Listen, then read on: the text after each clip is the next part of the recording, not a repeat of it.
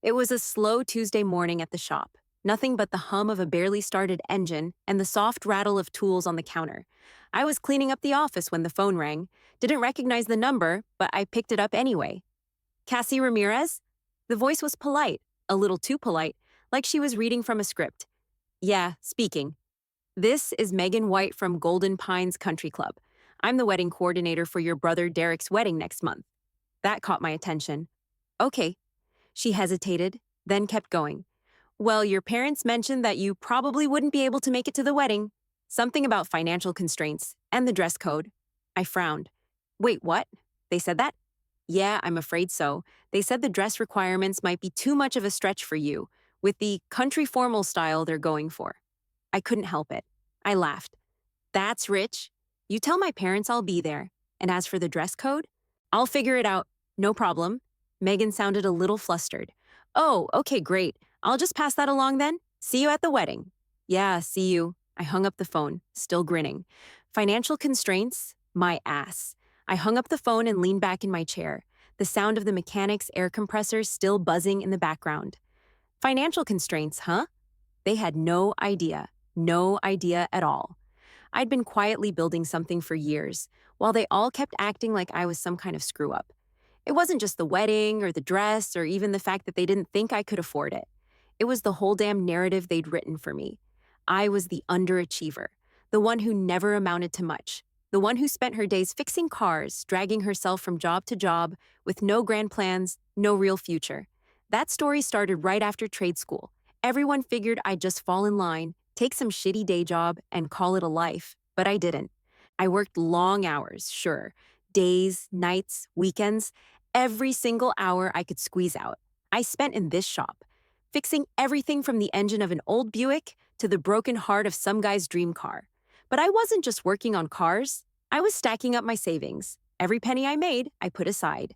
I knew how to hustle without showing it, didn't talk about the investment moves I was making, didn't mention the garages I started buying up, some of them in rough neighborhoods, some of them with hardly any clients left.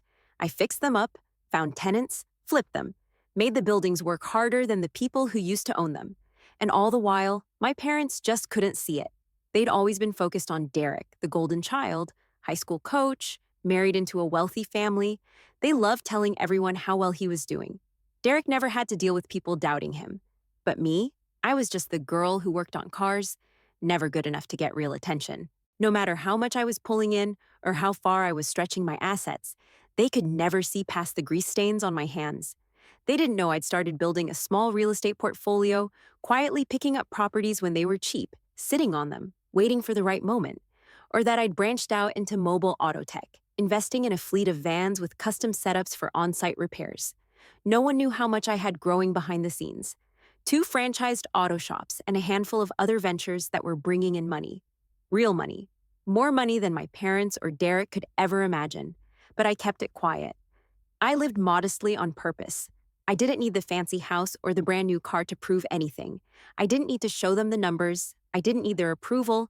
I didn't even mind the work boots and jeans or the old truck that still turned heads for all the wrong reasons because I knew what I was building, and they didn't. They probably still wouldn't know if I hadn't decided to show up at Derek's wedding and flip the script. When Derek announced the wedding venue, I almost choked on my coffee. Golden Pines Country Club. The place was an exclusive nightmare, ridiculously overpriced, full of rich assholes with their clinking wine glasses and perfectly manicured lawns. It was exactly the kind of place my parents had always dreamed about, and the kind of place Derek's new in-laws had probably bankrolled. I didn't know what irritated me more, that Derek thought he could impress me with this decision, or that my parents probably saw it as another way to distance me further from the family's elite circle. But I wasn't about to let it slide. I wasn't just going to let them parade around acting like they had something I couldn't touch. So I made a move. I called my attorney, George, and my broker, Carla. Carla picked up first. You're buying something again? She asked before I even said hello. Yeah, I said with a dry smile. I want to make an offer on Golden Pines Country Club. There was a pause, and I could practically hear her brain running calculations. Cassie, that place has been losing money for years. The upkeep is insane, the membership is down, and the board's hanging on by a thread. Are you sure about this? I'm sure, I said, cutting her off before she could talk me out of it. They're struggling, and they're asking for too much. Let's make an offer that won't make them think we're desperate. I hung up with Carla and called George, explaining the plan.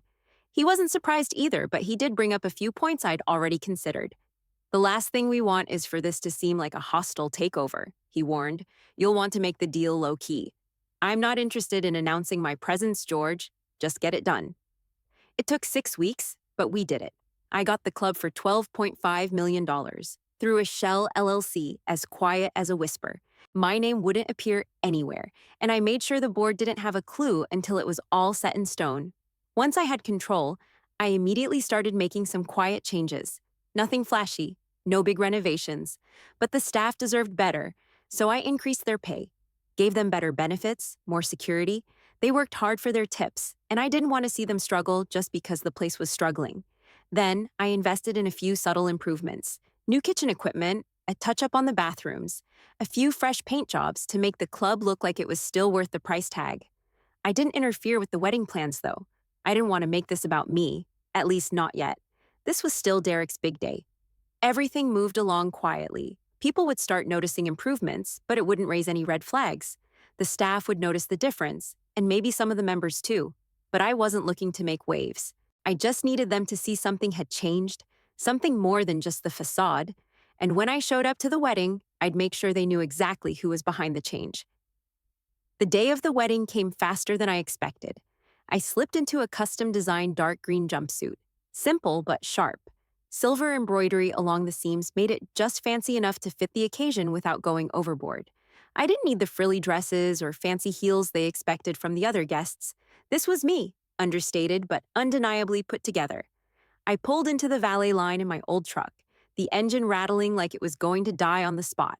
The worn-out paint job probably stuck out like a sore thumb among all the polished luxury vehicles lined up. A few heads turned as I got out, the usual judgment in their eyes. I wasn't expecting anything different, but I wasn't here to impress anyone. Just here to make a statement. At check-in, the staff couldn't find my name on the list. Their eyes flicked to the clipboard, then to me, a little confused.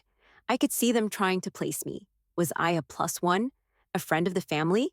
It didn't take long before Megan spotted me and rushed over, her heels clicking on the marble floor. "Ms. Ramirez," she said quickly, smoothing her hair down. "Sorry about that. We weren't expecting you, but let me get you added right now." I watched her scribble my name with a bit of a nervous smile.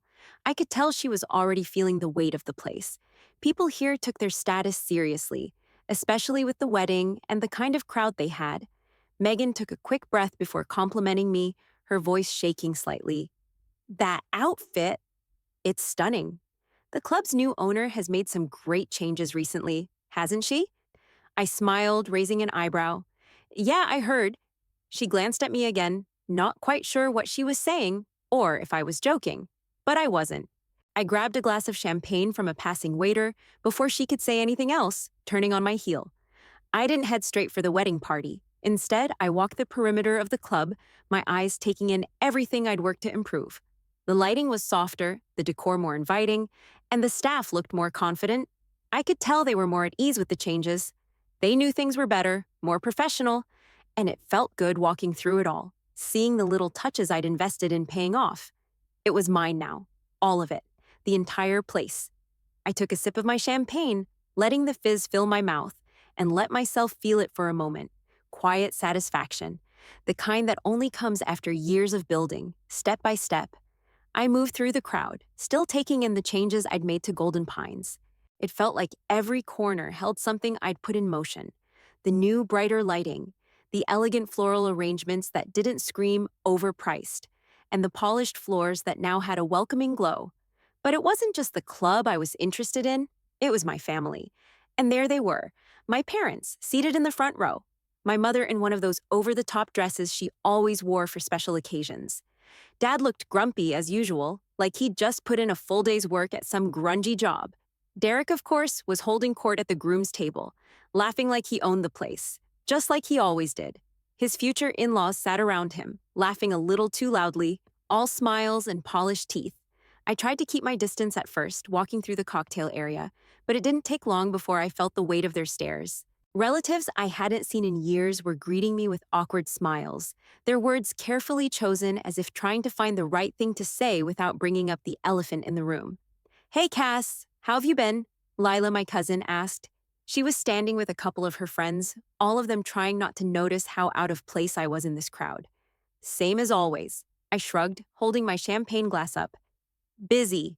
Lila looked me up and down, then leaned in a little. Your mom mentioned you've been, between jobs again. Everything okay? I held back a laugh. My mom. She really did have a way of spinning the truth. Yeah, just fine, I said, meeting her eyes. No need to worry. Just then, I saw my parents standing at the edge of the room, talking to someone. My mother's gaze shifted, and she caught sight of me. Her expression froze, eyes wide. It was as if I'd just walked in wearing a completely different face. Cassie, she said, walking over quickly, her voice almost breathless. What? What are you doing here? I couldn't help but smile. She was stunned. They both were. The whole look on their faces, the disbelief, the surprise, it felt good. Figured I'd show up, I said casually. What's the problem? You. My father, usually so sure of himself, stammered for a second, his eyes jumping between me and my outfit. You borrowed money for this, didn't you? You know this kind of thing isn't cheap. I opened my mouth to respond, but before I could get a word out, one of the club employees appeared beside me, holding a velvet pouch in her hand. She cleared her throat. Ms. Ramirez, she said, addressing me with a slight bow. This is for you. She handed me the pouch. I took it, feeling the eyes of my parents burning into me. Slowly, I opened the pouch. Inside was a small gold-plated key. What's this? I asked, raising an eyebrow, pretending to be curious. The master key for the venue, ma'am, the employee replied, her voice steady. The owner wanted to ensure you had everything you need. I've been instructed to give it to you. I felt my parents' gaze shift between the key and me. Their faces were frozen in confusion, disbelief, maybe even a little fear. My father's voice dropped to a whisper, barely audible. Why would they give you a key? I let the silence hang there for a second. I could feel my pulse, steady and calm. Because, I said, looking them both dead in the eye, I own the place. I held the key in my hand, letting it dangle between my fingers like it didn't matter at all, even though it kind of did. My mother's wine glass slipped from her fingers, the red liquid splashing across the marble floor. It happened so fast that I didn't even have time to feel bad for her. The glass shattered, but she didn't seem to notice, her eyes fixed on the gold-plated key in my hand. Dad stood there, stock still, his face going white like he'd seen a ghost. You bought this place? He whispered, almost like he didn't believe it, even though the evidence was right in front of him. I nodded. Yeah, I bought the place. He took a step back, clearly trying to process, like he couldn't fit the pieces together. But how? How could you afford this? My mother stood frozen, her hand still hovering in the air as if she could grab her wine glass out of thin air, despite the fact that it was already shattered. The shock hadn't worn off. I didn't blink. Because I've been building businesses for years. I'm the silent investor behind a portfolio of repair shops, properties, and tech partnerships. I've got my hands in a lot of things you don't know about. I looked directly at my father, meeting his eyes. And I've been quietly making money while you've been telling me I wasn't good enough. While you and Derek and Mom kept acting like I was some kind of failure. My dad's mouth opened and closed, but no words came out. My mother shifted on her feet, her hands trembling. I didn't care. I didn't want you to know, because I wanted to see who would actually support me when you thought I had nothing to offer. I swallowed hard, steadying my voice. So, yeah, I bought this place, and I've been quietly improving it. Better staff pay, upgrades across the board. It's mine now, all of it. Guests were starting to notice the growing tension. People who had been milling around for cocktails were now giving us curious glances, whispering among themselves. I could hear their murmurs, but I didn't care. I took a breath and turned my attention to Derek and Jessica, who had appeared at the edge of the crowd, looking confused, no doubt because the conversation had clearly gotten louder than it should have been. Cassie? Derek asked, still grinning, but his smile faltered when he saw my expression. What's going on? I didn't hesitate. I own the venue now. This is my place. And as my gift to you two, I upgraded your wedding suite, the food, and the spa packages. All of it. Derek blinked, stunned. For a split second, I almost thought he might say something like, thank you or that's amazing. But instead, his mouth opened and closed like he didn't know what to say. Jessica, his bride-to-be, blinked, then laughed. It wasn't the kind of laugh you'd expect, more like a reflex, one that didn't quite reach her eyes. She stared at me for a second longer than necessary, her smile getting tighter. Of course you did, she said, almost like it was a given. I wasn't bothered by her response. If anything, it only proved my point. Derek had always been the golden child, the one who everyone expected to succeed. And Jessica? Well, she was just another extension of that world, a world that still thought I was just a mechanic with no real future. But now? Now they were standing on the edge of something much bigger, something that none of them had seen coming. I took another sip of my champagne, letting the bubbles settle in my chest. I was done playing small. And now, they could all see it. As Derek and Jessica stood there, stunned and silent, the crowd around us started to gather in a tight circle. It was like a magnet had been flipped, drawing in every relative, every guest who had been pretending not to hear the conversation. People who'd been too busy with their own small talk were now leaning in, trying to catch every word. I felt their eyes on me. Some looked confused, others curious, but all of them were waiting for someone to crack, for someone to apologize, or for this to all go away. But I wasn't going anywhere. My mom was the first to break the silence. Her voice was thin, trembling. Cassie, why didn't you tell us? Why did you keep all of this from us? Tears were already rolling down her cheeks, and she wasn't even trying to hide it. She'd never cried in front of me like this, and it hit harder than I expected. The anger was still there, but now there was a rawness I hadn't anticipated. I didn't soften. I wanted to see who would support me when you thought I had nothing to offer. I wanted to see if anyone would actually believe in me, or if I was just going to be your disappointment forever. Her face crumpled, her shoulders shaking with the sobs she was trying to stifle. I felt a pinch in my chest, but I didn't give in. She didn't get to play the victim now. You always told me I was nothing but a mechanic, I added, my voice calm but firm. You made it clear every time you brought up Derek's achievements.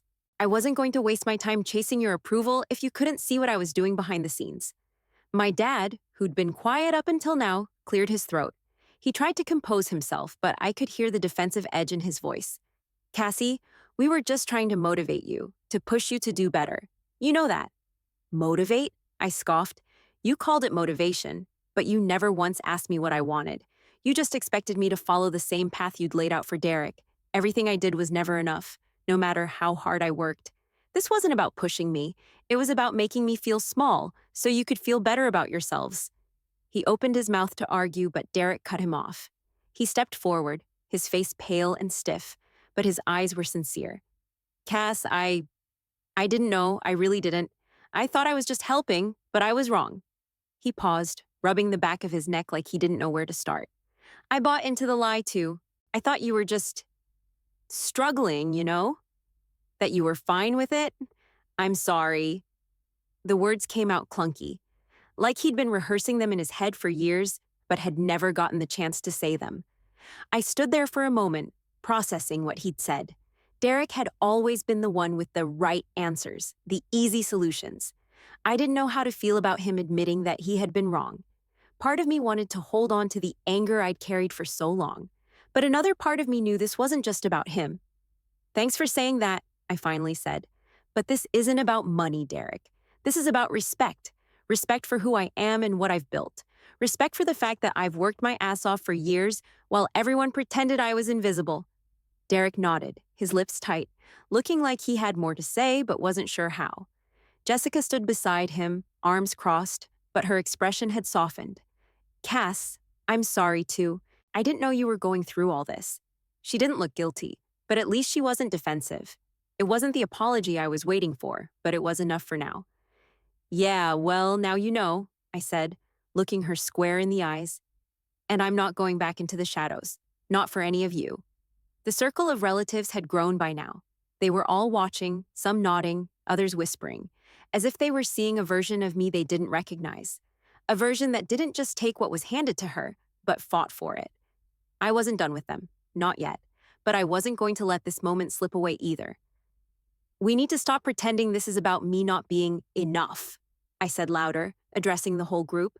I'm more than enough, and I'm done letting any of you think otherwise. As the tension hung in the air, the club's general manager, a tall man in his mid-40s, approached the group. He had a look on his face, like someone who'd been waiting for this moment but didn't know how to break the news. He cleared his throat before speaking. "Ms. Ramirez," he started, addressing me directly, his voice steady, "I just wanted to thank you for your leadership. Since you took over, we've seen a real change in the atmosphere here. The staff wages have been increased, benefits have been improved, and there's been a real stability in the operations. Things are finally running the way they should." The entire group went quiet as he spoke. Even my parents, who had been too shocked to respond before, now seemed to be absorbing what he was saying. This wasn't just about a flashy power move. It wasn't just about the money I'd spent on the venue. It was about how I ran my empire, how I treated the people working for me. "I've made sure people here are taken care of," I said, letting my voice carry across the circle.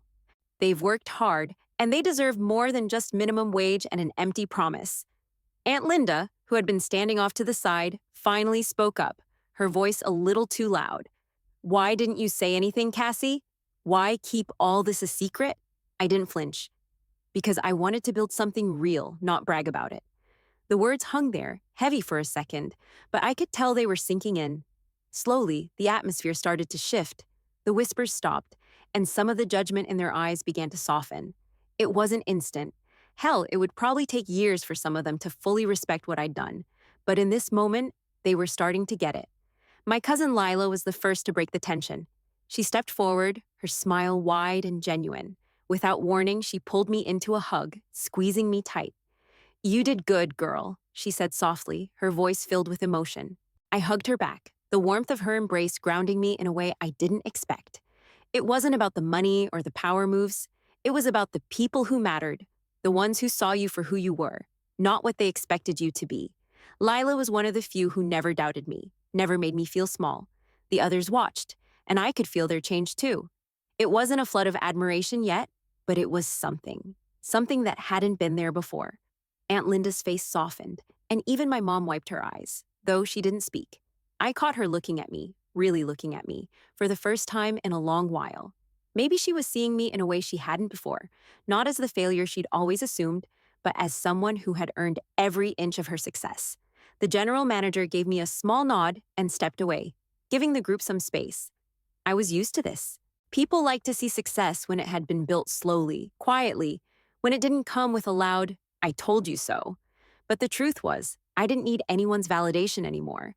I didn't need them to understand all the details. I just needed them to see the results. "You did great," Lila said again, stepping back and brushing some hair from my face. I smiled at her. "Thanks, Lila. Means more than you know." I wasn't done here yet, but in this moment, I finally felt like I was starting to see the cracks in the walls they'd built around me. And that, for me, was enough. Dinner started just as the last of the awkwardness seemed to settle into the air, and the ballroom filled with chatter, clinking glasses, and the sound of plates being set down. The lights dimmed, and people shuffled to their seats. It felt like a turning point, like the crowd was shifting, not just in how they saw me, but in how they saw everything around us. Halfway through the main course, my dad stood up. The room quieted almost instantly, every pair of eyes on him. His hands were trembling slightly as he held up his glass of wine, but there was a sincerity in his gaze I hadn't seen in years. He cleared his throat. "I've got a toast." The murmurs died down, and I could feel every single one of them waiting to hear what he'd say. He wasn't the type to publicly show weakness, but tonight something had changed. Maybe it was the realization that he'd underestimated me, or maybe it was the sheer weight of everything that had come to light. Either way, he was about to do something I never thought I'd hear. He looked directly at me. "Cassie, I just want to say that I've been wrong. For a long time. I dismissed you, thought you weren't capable of what you've done." His voice was shaky now, and the whole room was still. "You've built something amazing, something we all missed. I'm sorry." There it was, the apology I never thought would come. I didn't know what to say at first, just stood there, letting the moment settle in. I looked around the ballroom. The whole place was mine now, from the gleaming floors to the opulent chandeliers hanging above. And as much as I had fought for this, as much as I put in to get to this point, I realized in that moment that I was finally standing in front of them, fully seen. The clink of glasses filled the silence as people raised their drinks to my father's words. But I wasn't interested in any of that. Jessica, standing next to Derek, leaned over and whispered to me, "Cassie, I don't think this wedding would have been half as perfect without you." She smiled, a soft, genuine expression I wasn't used to seeing from her. "You've made everything better." I smiled back, nodding. "I know." The corner of my mouth twitched as I shifted my attention to Derek. "And, just so you know, I've arranged for your honeymoon. A private lodge upstate, all expenses paid." His face softened, and for the first time all evening, I saw something close to vulnerability in his eyes. He blinked, like he hadn't fully absorbed what I said. Then his voice cracked. "Cass, you didn't have to do any of this." I took a slow sip of my wine and set the glass down. I wanted to. His eyes glistened. I hadn't seen Derek cry in years. He wiped his face quickly, trying to hide it, but the tear that escaped down his cheek said more than words ever could. "I'm just proud of you," he muttered, his voice hoarse. I gave him a long look. "You don't have to be proud of me, Derek. You just have to treat me with respect from now on." There was a pause before he nodded, barely able to keep it together. He still didn't know how to fully apologize, but at least he was trying, and that was enough, for now. The moment hung there, suspended in time, but I wasn't interested in dragging it out. I was done with the past. I had things to do, people to take care of, and a whole empire to keep building. Dinner continued, the hum of conversation picking up again as people slowly turned back to their plates. But I stayed quiet, looking around at the faces of my family, the guests, the people who had spent years overlooking me. They were finally seeing me, and it felt good. The wedding was winding down by the time I stepped out onto the balcony, the cool night air brushing against my skin. I needed a break from the chatter, the eyes on me, the polite but calculating smiles. Derek and Jessica joined me, their faces still caught in that afterglow of a wedding well done, but I could see the questions hanging in their eyes. Jessica took a deep breath, the smile finally fading from her face. "So, Cass," she started, her voice steady but curious, "now that everyone knows the truth, do you think things will change with the family?" I looked at her, considering her question. The truth was, I wasn't sure what was going to happen, but I wasn't worried about it either.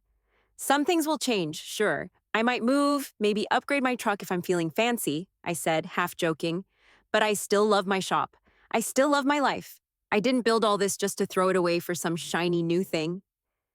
Jessica nodded, her gaze softening. "I get it. I never really knew what you were going through. I'm glad we got to see this side of you." I smiled, but there wasn't much else to say. They couldn't have known, not really, but now they did. That was enough for me. As the last of the guests trickled out, I found my parents in the corner, talking in hushed tones. When they saw me, they walked over, looking hesitant, like they weren't sure what to say next. My mom's voice was quiet, almost unsure. "Cassie, could we come visit your real house sometime?" It was a question, but I could hear the longing in her voice, like she was finally realizing how much I had in my life that they hadn't seen before. I wasn't ready to invite them over yet, not completely, but I nodded. "Yeah, sure. We'll set something up." My dad, standing just behind her, gave a curt nod, like he wanted to say more but didn't know how. I wasn't going to make this harder than it had to be. I headed for the valet with Derek and Jessica, said my goodbyes, and got into my truck. The night felt different, lighter. I pulled out of the driveway and headed home, the city lights reflecting off the rearview mirror. As I pulled into my modest duplex, I got a message from Jessica. "You made this the best day of our lives." "Thank you, sis," I smiled. It wasn't much, but it was real, and I didn't need anything more than that. Still in my jumpsuit, I got out of the truck and stood for a moment, looking at the small place I called home.